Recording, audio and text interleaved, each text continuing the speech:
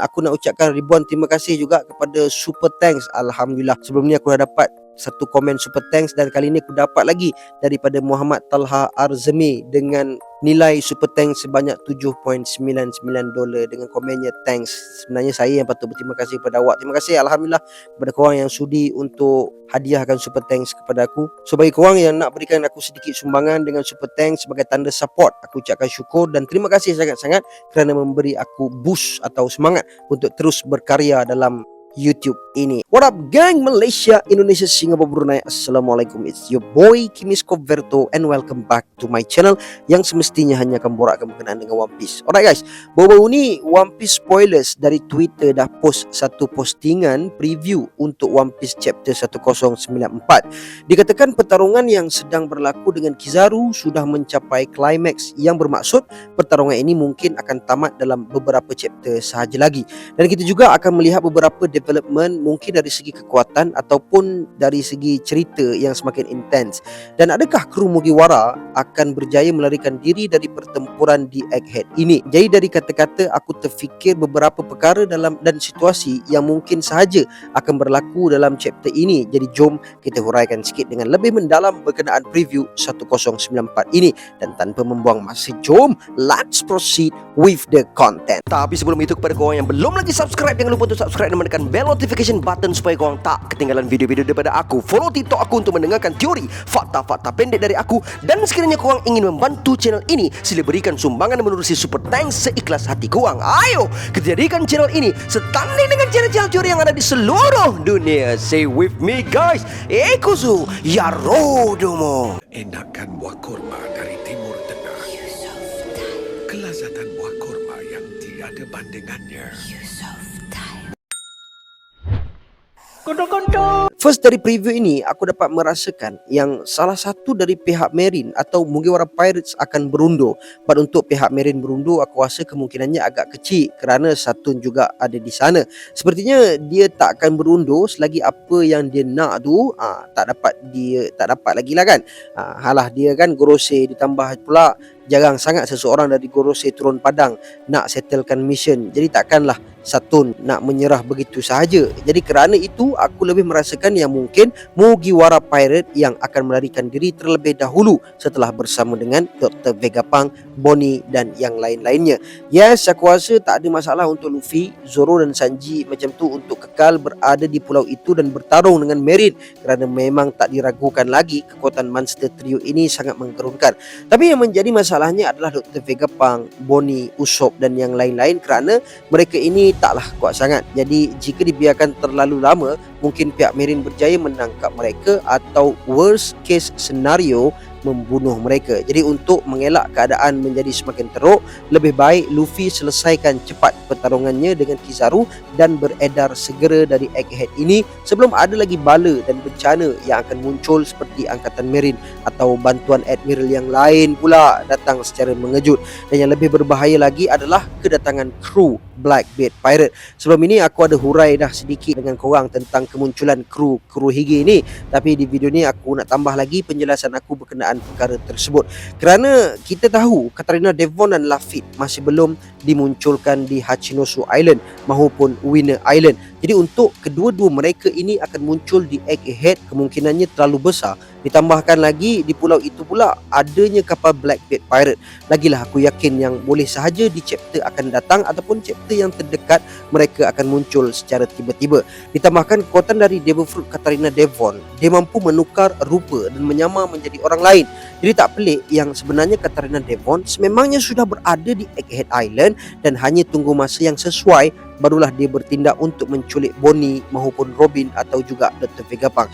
Kerana ketiga-tiga watak ini mempunyai peranan yang penting. Bonnie boleh digunakan Kurohige untuk dijadikan tebusan seperti Ace dahulunya, manakala Vegapunk Kurohige boleh gunakan untuk naikkan taraf kekuatan piratesnya, dan Robin memang tak dinafikan sangat penting terutamanya berkenaan dengan perihal poneglyph. Tambahkan sekarang Robin hanya berada bersama dengan Brook. Jadi ini juga masa yang tepat untuk Katarina Devon dan Lafitte ini bertindak. Dan untuk Lafitte pula, ada yang mengatakan yang dia mempunyai kekuatan Devil Fruit Mythical Zoan yang mampu memukau orang, dan kemampuan seperti ini memang sangat berguna dalam misi penculikan. Jadi kerana ini Luffy perlu settlekan Kizaru secepat mungkin agar dia, Mugiwara Crew, Vegapunk dan yang lain dapat melarikan diri sebelum sesuatu yang tidak diinginkan terjadi. Disebabkan ini aku yakin mungkin pertarungan antara Luffy dan Kizaru selepas ini akan semakin intens dan kita akan tahu siapakah pemenangnya tak lama lagi. Cuma aku rasalah Kizaru tentunya akan menunjukkan beberapa lagi teknik-teknik yang baru. Sebelum ini kita dah lihat klon yang dihasilkan Kizaru dari teknik Yasakani no Magatama, dan tak mustahil selepas ini akan ada lebih banyak lagi teknik yang akan ditunjukkan, dan contohnya ada pada Enel dulu, kerana kekuatan mereka berdua ini agak mirip, cuma bezanya adalah elemen sahaja. Dan aku rasa kalau diikutkan kekuatan Devil Fruit Enel lebih kuat dibandingkan Kizaru. Cuma apa yang lebih menjadikan Kizaru ini lebih kuat adalah disebabkan pengalaman pertarungannya atau cara dia menggunakan kemampuan pada waktu yang tepat dan penuh strategi. Kerana perkara itu pun dah pernah kita lihat pada perbandingan kekuatan Gura-Gura Nomi yang digunakan oleh Whitebeard dan juga Blackbeard. Walaupun Blackbeard dah memakan Devil Fruit Gura-Gura Nomi sekaligus mempunyai kekuatan tersebut, tapi tetaplah kita dapat lihat yang kekuatan gempanya masih jauh dibandingkan gempa yang dihasilkan oleh Whitebeard. Dan kerana ini aku yakin Kizaru pasti akan menunjukkan lagi teknik yang masih belum ditunjukkannya sebelum ini. Dan kalau kita tengok yang Enel sebelum ni, yang aku cuba nak sifatkan perbezaan mereka ni adalah, sebelum kita boleh tengok yang Luffy memang dia immune dengan serangan-serangan yang datangnya daripada Devil Fruit Enel, walaupun Enel telah berubah menjadi satu sosok Amaru ataupun Thunder God, masih belum dapat, masih gagal untuk mengalahkan Luffy. Ini kan pula Luffy sekarang bertarung dengan Kizaru yang mana Devil Fruitnya adalah berelemenkan cahaya. Setakat ini kita boleh tengok yang Kizaru menggunakan kelajuan cahaya dan kemudian dia menggunakan beberapa serangannya yang boleh menghasilkan ledakan.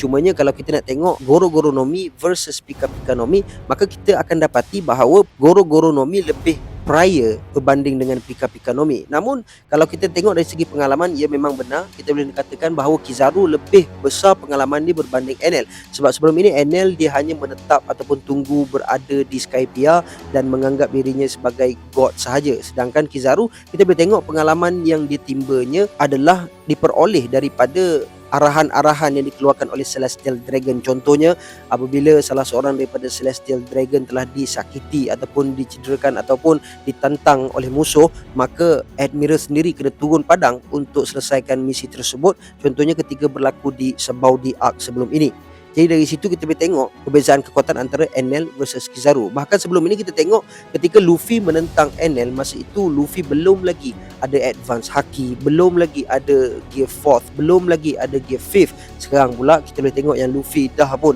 ada Gear 5th, Advance Haki, Advance Kenbun Shoko Haki dan sebagainya. Maka dengan ini kita boleh nampak bahawa Luffy mungkin dapat menewaskan Kizaru dengan mudah. Cuma kita tak tahu apa plot twist yang akan disajikan oleh Oda selepas ini. Jadi itu sahaja penjelasan dan perkongsian aku berkenaan preview One Piece chapter 1094. Sedutan komen daripada video yang lepas datangnya daripada Jamil Nazmi. Prediction untuk chapter 1100. Bayangkan chapter 2 Oda payung tentang ancient robot, ataupun akan ada pasal dragon, atau Oda akan buat silhouette man with the burn scar. Tak sabar nak tunggu chapter-chapter akan datang. Seterusnya datang daripada Arif Lukman. Aku tak rasa Brook tak kuat. Bagi aku dia antara yang paling kuat dalam Straw Hat lepas 4 orang terkuat Straw Hat Pirate. Yalah, dia ada pengalaman lebih dari orang lain dalam kru. So Brook adalah tempat paling selamat untuk Robin kalau 4 orang terkuat keluar berlawan. Brook pun mampu untuk berlawan berhadapan dengan anak buah Big Mom seorang diri. Seterusnya datang daripada Syazwan Aziz. Aku rasa Luffy akan dapat upgrade lagi haki dia, sebab macam mula-mula cerita dia dapat Devil Fruit dulu baru haki. Lepas dia kembangkan Devil Fruit dia jadi Gear 4th, dia dapat pula advance haki macam Ryo dan advance Kenbun Shoku. Lepas tu sekarang Devil Fruit dia pula awaken jadi Sun God. Jadi tak mustahil dia akan dapat haki yang sangat overpower melebihi Shanks dan lagi melebihi Roger, sebab Monster dah bagi tahu Roger yang seseorang yang dapat melebihi Roger akan lahir. Dan bagi aku Roger lebih kuat dari Shanks. Kalau bagi bro pula macam mana? Siapa lagi kuat? Roger atau Shanks? So bila ditanya macam itu, pada pandangan aku mungkin aku boleh jawab Roger lah paling kuat sekali kan, sebab Shanks pun anak didiknya kepada Roger kan. So that's my answer.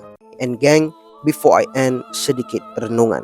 Selawat ke atas Nabi telah hebat berkumandang sebaik sahaja tiba 12 Rabiul Awal, dan sama-samalah kita meneruskan momentum selawat ke atas Nabi berterusan hingga ke nafas kita yang terakhir, kerana tiada yang lebih mencintai kita, merindui kita, menyayangi kita lebih daripada baginda Nabi SAW. Dalam lenanya, dalam jaganya, dalam senangnya, dalam susahnya, dalam hidupnya, bahkan dalam wafatnya, baginda tetap terus mengingati kita. Tidak ada seorang pun dari kita yang Islam mahupun bukan, semuanya disayangi baginda, kerana kitalah umat akhir zaman, umat yang yatim, yang bersama-sama kita tiada nabi lagi yang akan diutuskan untuk mengislahkan umat ini melainkan Al-Quran, sunnah baginda dan ulama yang mewarisi baginda. Teruskanlah berselawat setiap hari kepada baginda Nabi, tanda kecintaan kita kepada baginda. And until then, my gang, there is no God except Allah. Assalamualaikum warahmatullahi